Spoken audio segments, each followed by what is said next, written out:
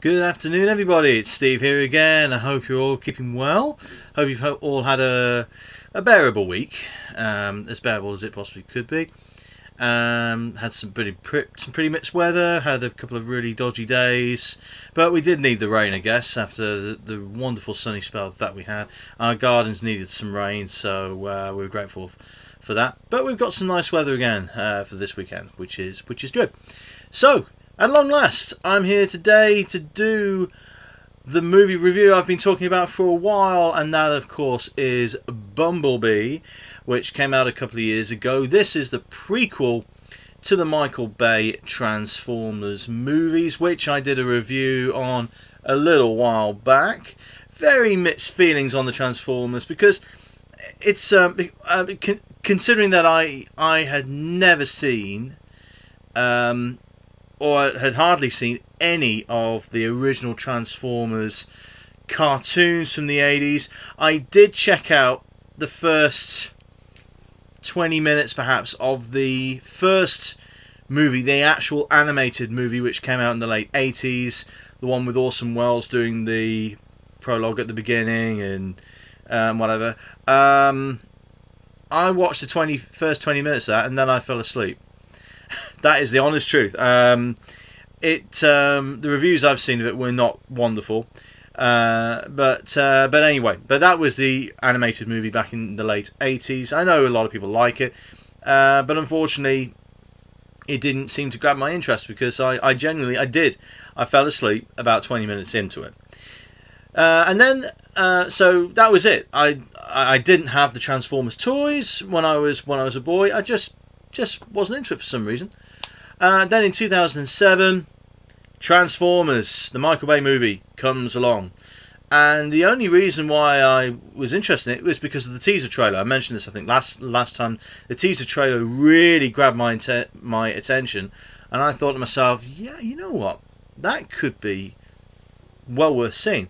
And it surely was. It was amazing. I went to see it.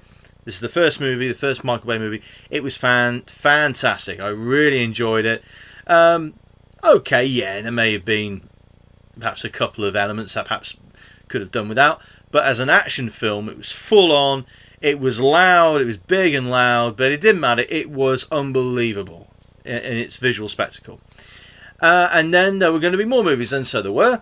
And I thought, I went to see the second movie, and didn't come away with the same wow factor as the first one, even though it was still visually impressive, but the humour was a problem. Then the third movie, Dark of the Moon, yeah, the humour, some of the dodgy humour, childish humour was still there, but not quite so bad. But on a visual spectacle, it was incredible, that third movie. That was Dark of the Moon. Then I went to see the fourth movie, Age of Extinction. Came away from it thinking, yeah, visually impressive, but that's it. Nothing more to it. The story was pretty incomprehensible, and just didn't get it. Apart from the visuals, really didn't really get into it otherwise. And then the last movie, The Last Night, which was the only one I didn't see at the cinema of the Michael Bay movies. Got it on DVD. And again, too long, as all the other ones were, far too long. So much going on as far as action was concerned, and loads of visual effects, loads of action set pieces. While it should be, wow, wham bam, thank you, ma'am, that's amazing.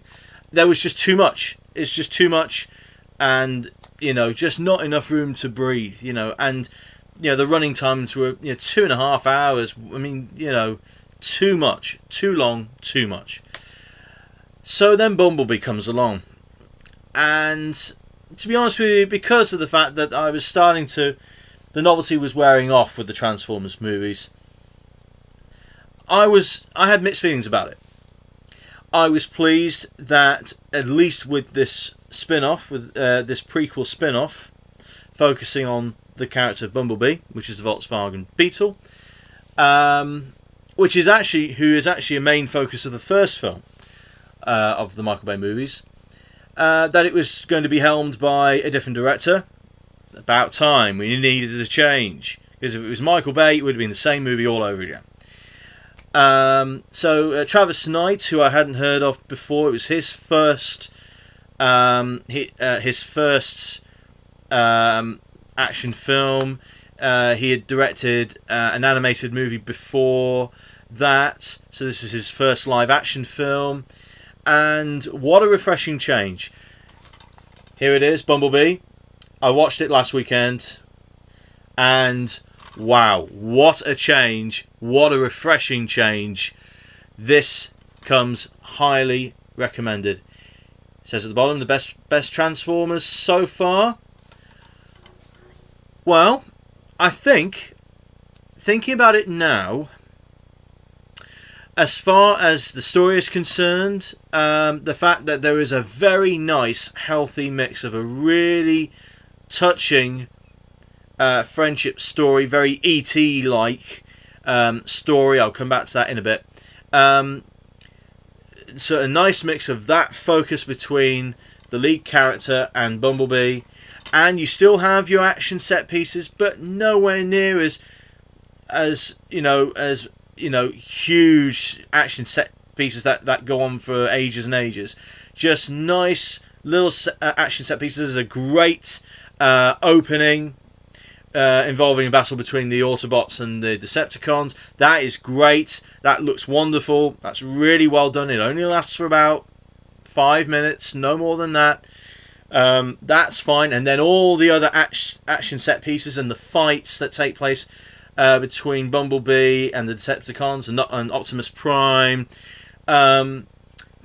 Those again are really well choreographed set pieces. With Michael Bay's movies, eventually it just went all completely nuts. You had no idea what was going on some of the time, and so many different robots, so many different Autobots and Decepticons. You were losing track of who was fighting who. In this, you have Optimus, you have Bumblebee, you have two Decepticons that are the focus in this film. So you know who's who, and you know who is battling who, and that is really, really good. No Megatron, and you know what? Who cares? I mean, I didn't care because I'm not a diehard Transformers fan from the 80s, so I'm no big fan of that. So didn't matter who the Transformers were. I was just glad to see that I knew who the characters were and who was fighting who. That in it, it's much easier to follow. The story is really, really good. I'll just run you down the synopsis. It's probably best if I give you the synopsis of the story rather than me trying to interpret it myself in case I get it wrong. So here we go. Cybertron has fallen. When Optimus Prime sends Bumblebee to defend Earth, his journey to become a hero begins.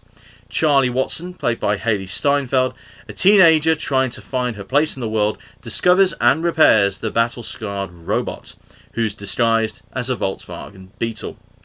As the Decepticons hunt down the surviving Autobots with the help of a secret agency led by Agent Burns, played by John Cena, Bumblebee and Charlie team up to protect the world in an action-packed adventure that's fun for the whole family. And that is one thing I want to stress.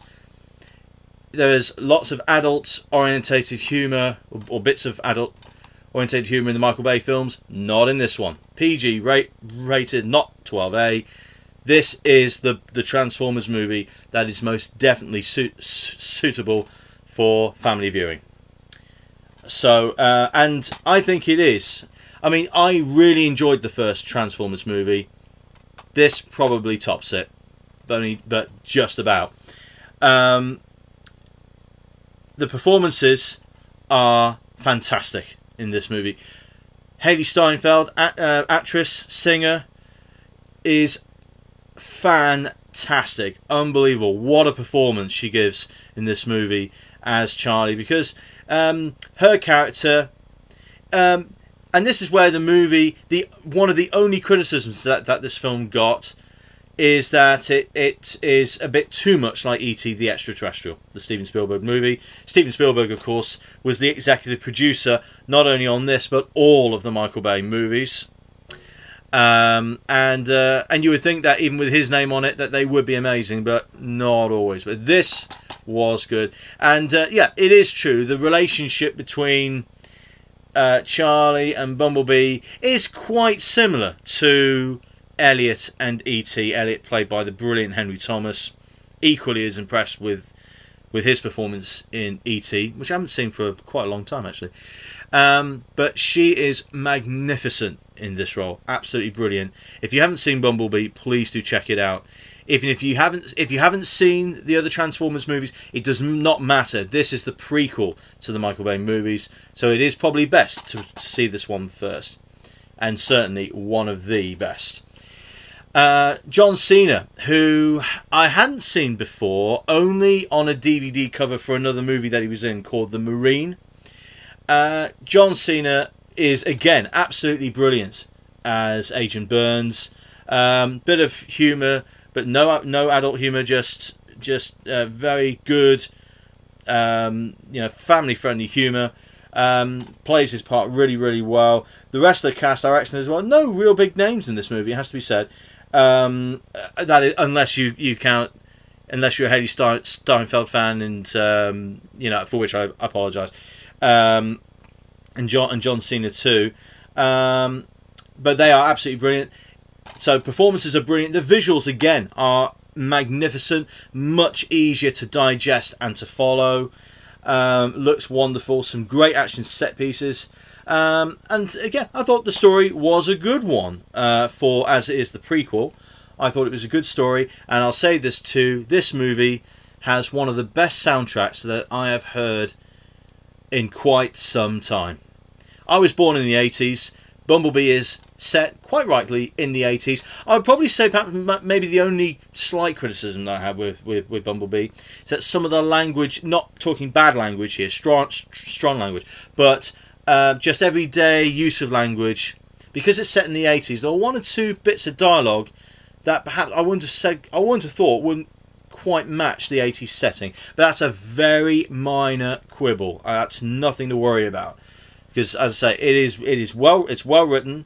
Different writer too, which again is a refreshing change, as well as the change of director. It looks lovely, and as I was saying, the soundtrack, it's a full-on 80s soundtrack on this. Absolutely amazing. When I say the soundtrack, I mean the songs, rather than the actual orchestral score, which is absolutely fine in itself.